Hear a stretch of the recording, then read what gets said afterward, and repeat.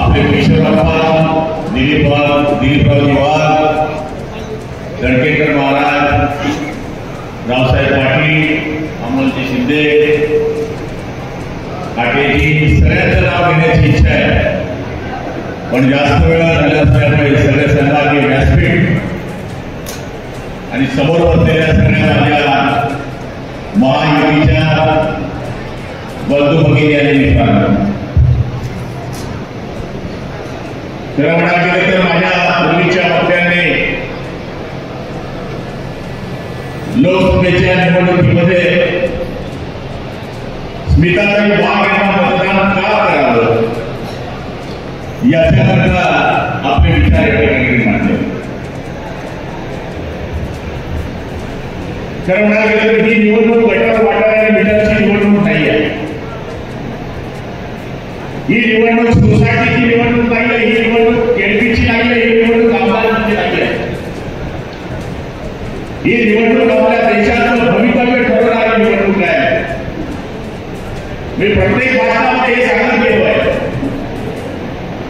की स्मिताताई वाघ या नाममात्र उमेदवाराकडे या देशाच्या 544 ठिकाणी एकच उमेदवार उभे आहे, त्यांचं नाव आहे नरेंद्र दामोदर मोदी आणि आपल्याला त्यांना विजयी करायचं आहे. तर किशोरप्पा, तुमचं अभिनंदन केलं पाहिजे की तुम्ही मला काल संध्याकाळी फोन केला आणि आम्ही युतीचा मेळावा घेतो, आपण येणार का? योगायोगाने माझा वेळ झाली असल्यामुळे मी आपल्याला सांगितलं की घ्या आणि 5 वाजेपासून आपण एवढ्या मोठ्या संख्येने उपस्थित आहे. शेतकऱ्यांचा हा तालुका आहे, शेतमजुरांचा तालुका आहे. 8 वाजता बंबम करायची आपल्याला सवय आहे, त्यामुळे साहजिक आहे की आपल्या कार्यकर्त्याला इथून जेवण करून आपल्या घरापर्यंत जायचं आहे. निवडणूक लागल्यानंतर बऱ्याच लोकांनी आमच्यावर शंका व्यक्त केल्या की शिवसेना काय करणार आहे. जमीन वरना वक्त के पहिले पती हो जाते. आम्ही उद्धव साहेबांना सांगून आलेले लोक आहेत. ज्यावेळेस शिवसेना पक्षाचा निर्णय चुकीचा झाला त्यावेळेस उद्धव साहेबांना सांगून येणारे लोक आहेत आम्ही. हे जे लोक आज उभे आहेत,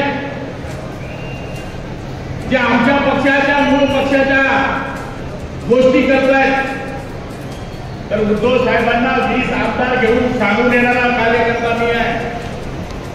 त्यांना सांगितलं होतं आपण चुकीच्या मार्गाने गेलोय, गाडी रिवर्स केलो, गाडी बाजूने नेलो,